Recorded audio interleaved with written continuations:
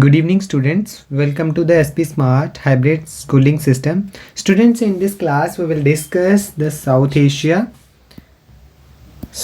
and then the contemporary world. Particularly, we know that how many countries are lie in the South Asia. अगर मैं south Asia की बात कर रहे हैं, ठीक है, अगर हम साउथ एशिया की बात करते हैं, पर्टिकुलरली हम इंडिया के पर्सपेक्टिव से लेते हैं इसको, ठीक है।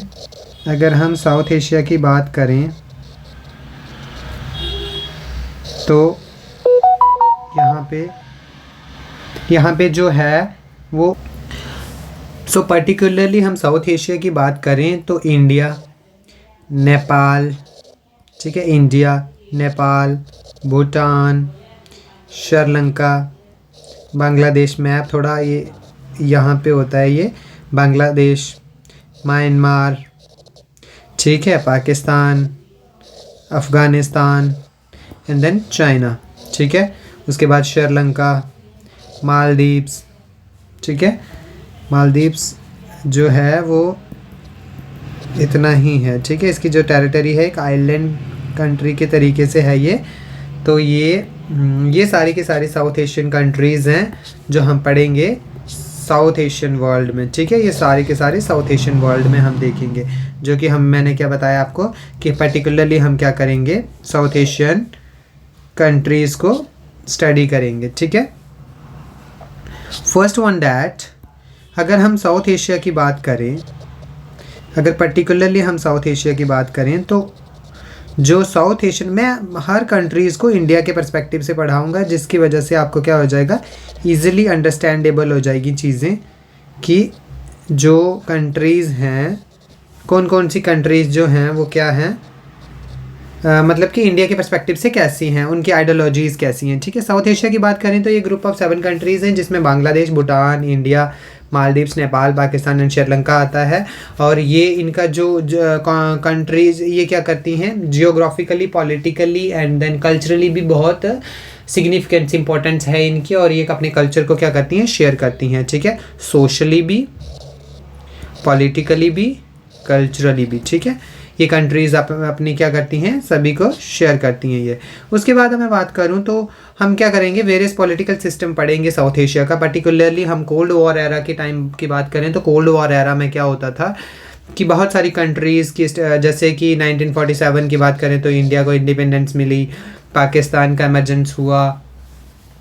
48 की बात करें तो श्रीलंका को फ्रीडम मिली। तो पर्टिकुलरली साउथ एशिया की बात करें तो पहले हम क्या बोलेंगे कि जो मेन करंटली आज के टाइम पे देखा जाए तो एक डेमोक्रेटिक कंट्री है, एक्सेप्ट चाइना में क्या है, कम्युनिस्ट पार्टी ऑफ चाइना का कंट्रोल है, जिसमें किया गया है एक, ये कहना गलत नहीं होगा कि एक तरीके से डिक्टेटरशिप या फिर एरिस्टोक्रेसी तो डिक्टेटरशिप तरीके से रूल किया जाता है लोगों को। जैसे आप ताइवान का इश्यूज देखते हैं चाइना में, या फिर हम आँखों का वो देखते हैं इश्यूज देखते हैं, तो कहीं ना कहीं वो एक डिक्टेटरशिप को शो ऑफ करता है, ठीक है। ऑन द अदर हैंड, अब अगर इंडिया की कंपेयर की बात करें तो यहाँ पे अपोजिशन का बहुत रोल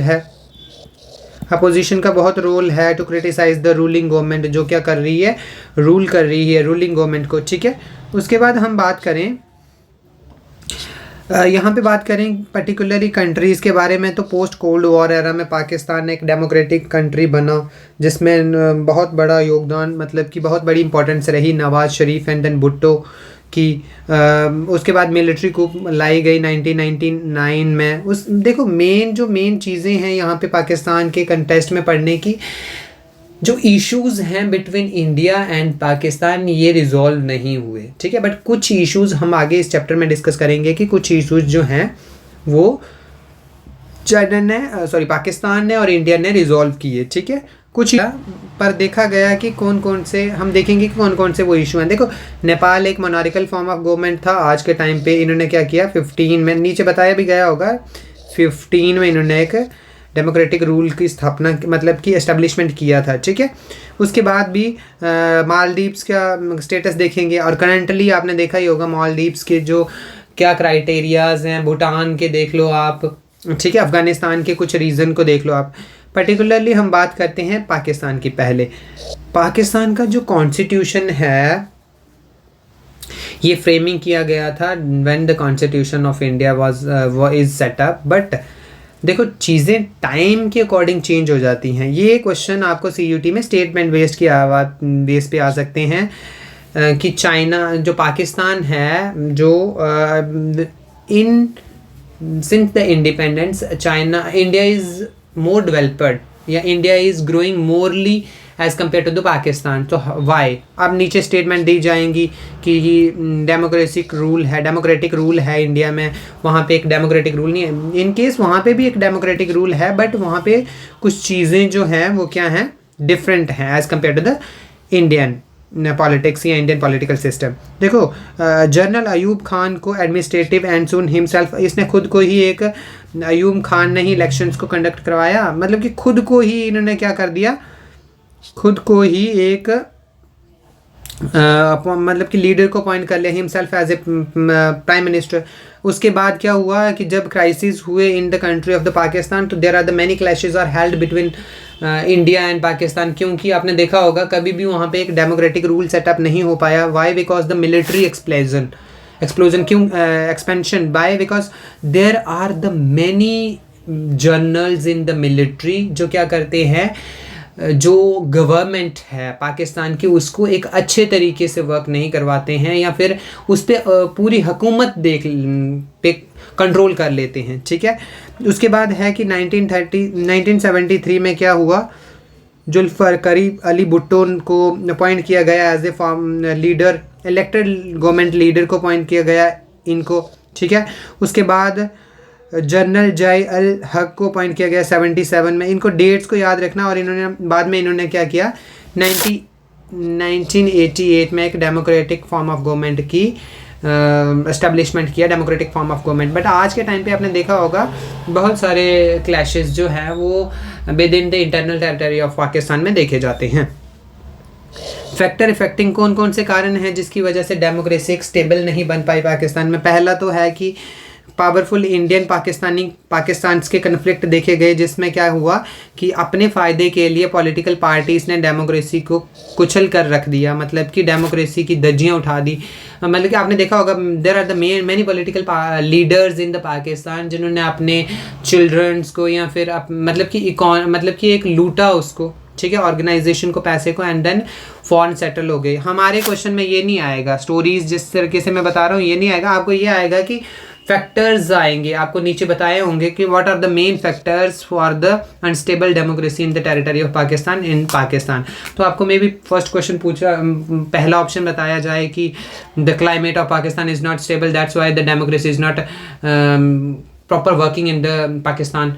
दूसरा आपको बोला जाए the internal disturbance, there are the many internal disturbances are held in the territory of Pakistan, that's why जो अनस्टेबल डेमोक्रेसी हो गई वहाँ पे। तो इस तरीके से इस रिगार्डिंग आपको क्वेश्चंस आएंगे। ठीक है, उसके बाद है पाकिस्तान ने ना IM मतलब कि और भी बहुत सारी इंटरनेशनल एजेंसी से या ऑर्गेनाइजेशन से फंड लिया, जिसकी वजह से क्या हुआ कि उनके बीच में क्या हुआ कि क्लैशेस स्टार्ट हो गए, क्लैशेस हो गए।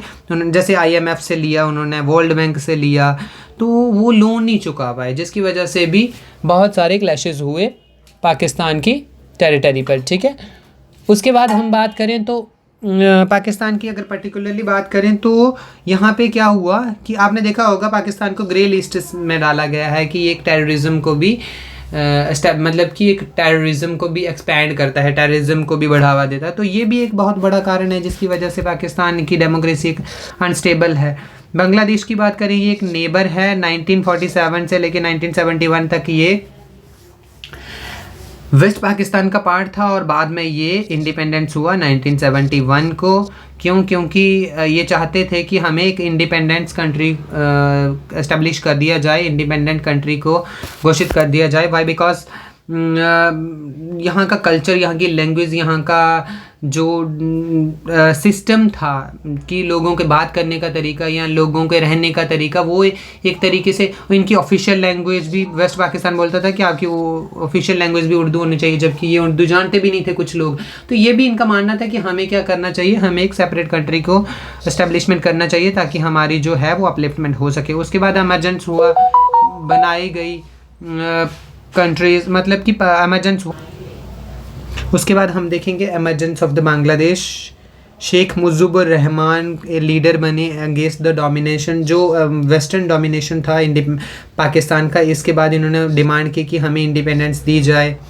1970s में इलेक्शन करवाए गए जिसमें ये ईस्ट पाकिस्तान की मेजॉरिटी ऑफ द सीट्स जीती कॉन्स्टिट्यूंट असेंबली में। फिर भी वेस्ट पाकिस्तान ने अपने जो लीडर था यहाँ पे उसको ही बना, मतलब कि जो इनका लीडर बना western eastern Bangladesh, eastern Pakistan का, इसको लीडर को इन्होंने अरेस्ट करवा दिया। ये इसलिए अरेस्ट करवाया ताकि क्या हो सके, वेस्टर्न जो ईस्टर्न बांग्लादेश है इसमें एक अनस्टेबिलिटी बनी रहे, ताकि हमारे मतलब कि वेस्टर्न पाकिस्तान का कंट्रोल हो।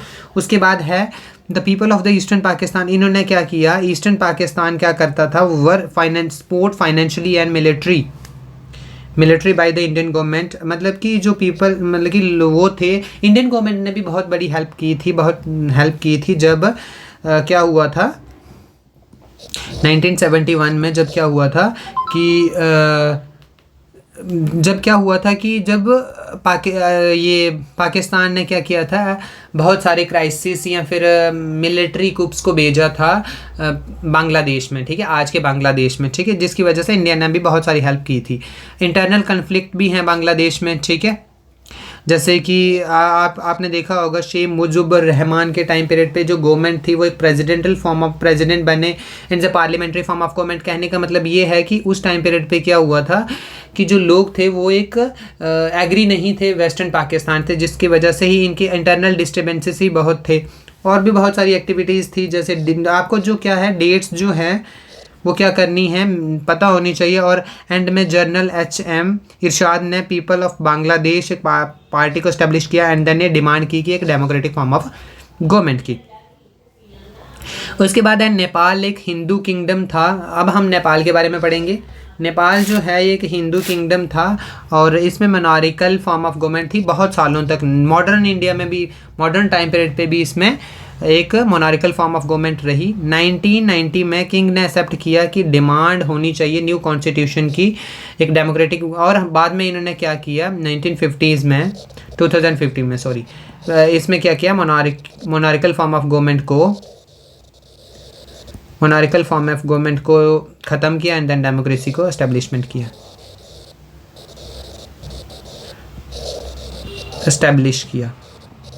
ठीक है, डेमोक्रेसी को एस्टेब्लिश किया। उसके बाद है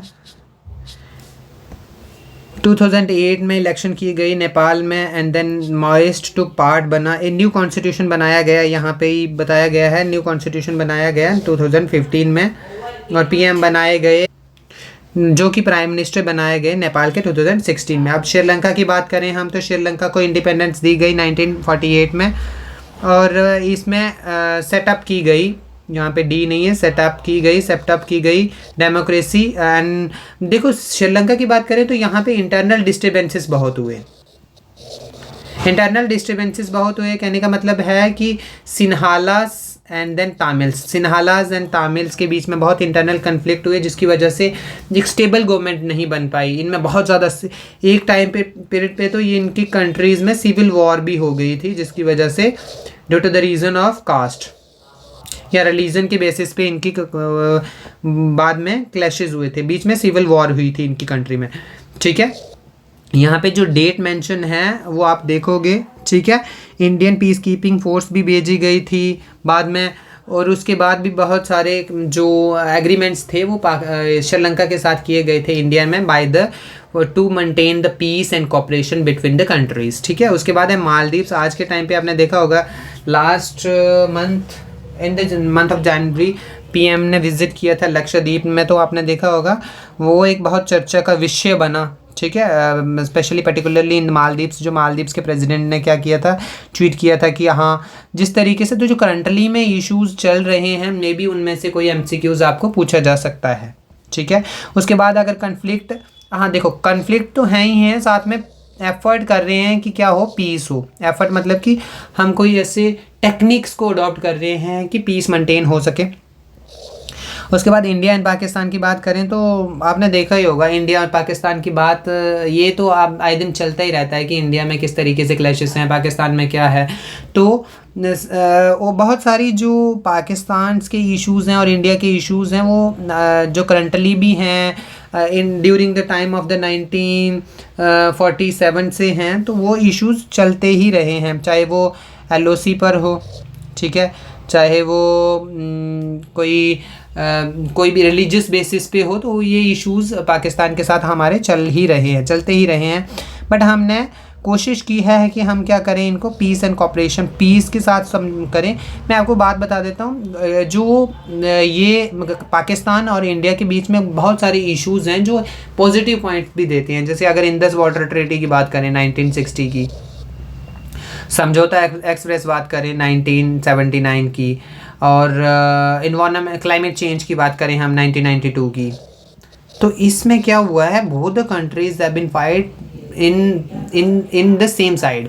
पाकिस्तान और इंडिया ने एक साथ मिलकर इन मुद्दों पर आवाज़ उठाई है। ठीक है, अब बांग्लादेश की बात करें, इंडिया एंड बांग्लादेश की बात करें तो बांग्लादेश के साथ शेयरिंग करता है, जैसे Ganges and Brahmaputra river, world largest delta are present between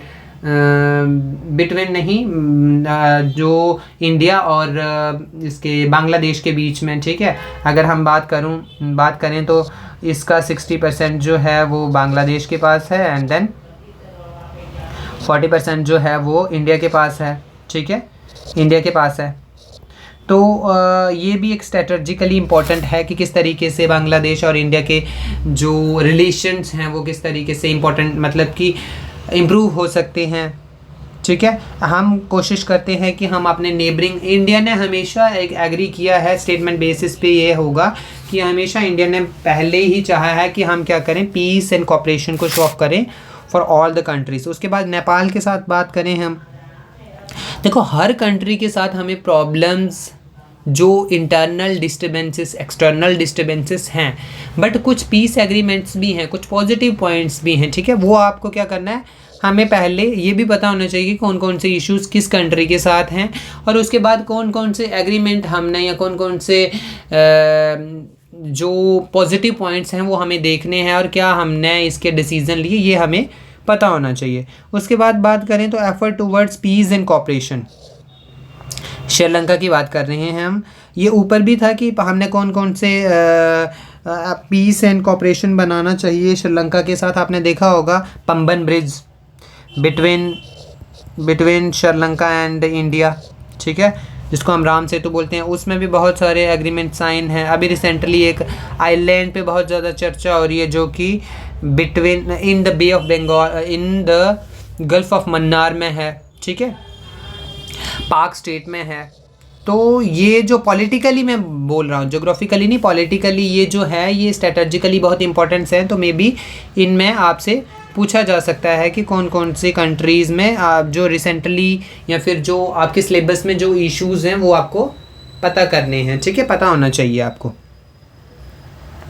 उसके बाद हाँ, यहाँ पे थोड़ा सा करंटली दिया है, थोड़ा सा नहीं, ये बहुत 3-4 साल पुराना डाटा है कि श्रीलंका के बीच में कंक्लूड एग्रीमेंट हुआ था कि हम क्या करेंगे, ड्रग्स और ह्यूमन ट्रैफिक को कंट्रोल करेंगे। ये बोथ द कंट्रीज़ के बीच में हुआ था, between the countries India and Sri Lanka. अगर इंडिया एंड भूटान की बात करें तो सम ऑफ द चैलेंजेस जो फेस करता है, सम ऑफ द मेन चैलेंजेस जो है ये ड्रग्स पे है, ह्यूमन ट्रैफिकिंग पे। हम बोलते हैं कि हम क्या करें, इस पे एक एग्रीमेंट बनाएंगे कि हम इन कंट्रीज़ में या इन सिचुएशन को रिजॉल्व करेंगे। ठीक है, उसके बाद है later than India and Bhutan. Some of the challenges, बहुत सारे चैलेंजेस हैं जो साथ में ये डिस्कस करते हैं भूटान भी और इंडिया भी। ठीक है, भूटान का कंसर्न है regarding the profitability and the hydro project. हाँ, यहाँ पे जैसे कि अगर टहरी बांध की बात करें हम, और भी बहुत सारे जो प्रोजेक्ट इंडिया ने नॉर्दर्न स्टेट में एस्टेब्लिशमेंट किए हैं, पर्टिकुलरली उत्तर प्रदेश, उत्तराखंड, बिहार, जो ऊपर वाली टेरिटरी है, northern part of Uttar Pradesh and northern part of Bihar, Uttarakhand, तो यहाँ पे भी हमने क्या किया है, हाइड्रो प्रोजेक्ट को एस्टेब्लिशमेंट करते हुए भूटान को भी हेल्प किया है। आपने देखा होगा हमारी जो मिलिट्री है वहाँ पे नेपालीज और भूटान के जो पीपल है उनका भी योगदान होता है, रिजर्वेशन होता है। स्पेशली आप किसी भी फील्ड में जाओगे वहाँ पे नेपालीज पीपल भी आपको देखने को मिलेंगे। तो ये क्या है कि जितने भी लैंडलॉक्ड कंट्रीज़ हैं, जैसे नेपाल एंड भूटान की बात करें हम, तो यहाँ पर भी क्या है कि हमने क्या किया है, दोनों कंट्रीज़ ने साथ मिलकर किसी भी फील्ड में दोनों ने साथ मिलकर क्या किया है, चैलेंजेस किए हैं, मतलब कि उसको समझौते किए हैं। जैसे कोई भी फील्ड हो, जैसे अगर एनर्जी की बात करें, विंड की बात करें, सोलर की बात करें, ठीक है। और इन केस अगर कोई कन्फ्लिक्ट हो भी जाते हैं तो गवर्नमेंट क्या करते हैं, पीसफुली एंड कॉपरेशनली उसको क्या करती है, रिजॉल्व करती है, उन इश्यूज़ को रिजॉल्व करती हैं। Next one is the India and Maldives. Currently आपने देखा होगा मालदीव्स एक स्ट्रेटजिकली बहुत इंपॉर्टेंट लोकेशन है। वाई? बिकॉज द जो मेन इकोनॉमी है ना, इकोनॉमी है मालदीव्स, और मालदीव्स की जो मेन इकोनॉमी है वो ये टूरिज़्म पे डिपेंड है। और जो स्ट्रेटेजिकली ये इसलिए इंपॉर्टेंट है क्योंकि जितना टूरिज़्म इंडिया से मालदीव्स को मिलता है वो कहीं से नहीं मिलता है, ठीक है। अगर आप मैनेजमेंट सेक्टर में चले जाओगे, हॉस्पिटैलिटी में चले जाओगे, तो इंडियन पीपल बहुत सारे लोग हैं जो कि उस फील्ड में हैं। उसके बाद इंडिया ने बहुत सारे पीस एंड कॉपरेशन एग्रीमेंट भी साइन किए हैं मालदीव्स के साथ, जैसे बहुत सारे, जैसे 2019 में एक एग्रीमेंट, क्रेडिट एग्रीमेंट को साइन किया गया था, और भी सोशल एंड इकोनॉमिक डेवलपमेंट को इम्प्रूव करने के लिए बहुत सारे एग्रीमेंट को साइन किया गया है। बाद में लास्ट वन है कि impact of economic globalisation on South Asia, कि ग्लोबलाइजेशन का क्या इम्पैक्ट है साउथ एशिया में ड्यू टू द, देखो हम देखते हैं कि डाइवर्सिटी है पूरे साउथ एशिया की, तो वो बहुत सारे जो इकोनॉमिक ग्लोबलाइजेशन के पर्सपेक्टिव से हम देखते हैं। देखो जो साउथ एशिया में ना डिफरेंट रीजन में डिफरेंट डाइवर्सिटी है, डाइवर्सिटी विविधता है, मतलब कि अब इंडिया में ही इतनी डाइवर्सिटी है, साउथ में कुछ है, नॉर्थ में कुछ है, मतलब कि कल्चरली और लैंग्वेजली। तो यहाँ पे बट फिर भी यहाँ पे trade, capital flow, economic management देखने को मिलता है for the globalisation. Globalisation is also a multi dimensional concept which promote the trade and cooperation, ठीक है, for all the countries, expanding trade, investment, technology and organisational innovation के हम क्या करते हैं, इससे क्या होता है, ग्लोबलाइजेशन को ये बूस्ट मिलता है और ग्लोबलाइजेशन का एमर्जेंस होता है। ये था हमारा चैप्टर, आप इसको रीड ऑन कर लेंगे, जितनी भी डेट्स इसमें मेंशन हैं, ठीक है। ओके, थैंक यू बच्चे।